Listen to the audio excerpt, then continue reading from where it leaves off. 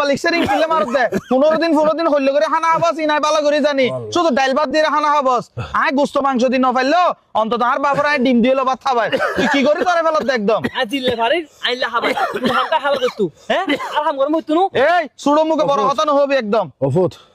তোরা দুনো ভাই আর সহ্য নকরিস একখানা শান্তি অফুত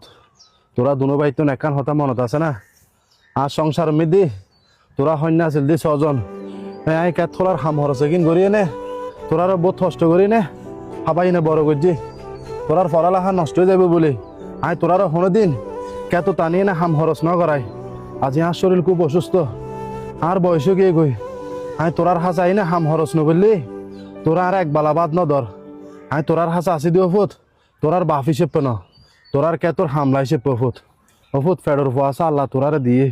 আমি তোরালে সবসময় দোয়া করি বুড়ো বয়সে যাতে তোরার অবস্থা অফুত আর মতো নুমো অফুত আব্বু তুই আরো দুনো ভাই আব্বু মাফ করে দি আব্বু আর নবুঝি তুই আরো বহুত বড় বড় হত হয় আব্বু মুকুতি জিল্লাই ইল্লো হয় আব্বু একখান বেলা হাম নগরলি আব্বু তোমার যত সব অপমানি করে আব্বু আর তুমি বেকি মন আছে আব্বু ছোটবেলার মেয়েদি তুমি আড়ালে বহুত কষ্ট করছো আর লেখাপড়া নষ্ট হয়ে বোধ হনোদিন কে তুমি আড়াল নোয়ানো একবেলা হাম করে বেলাই এই জায়গা তোমার বুড়ো বয়সে আর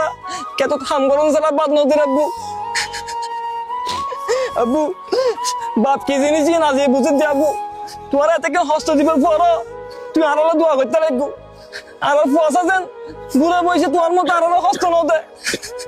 আব্বু তোমার তো নাজির তোমার হনো হাম খরচ করো বলতো তুমি শুধু ঘরের লেস করিবা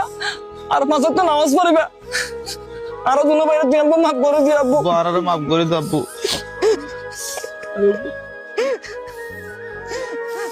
বাবা তুমি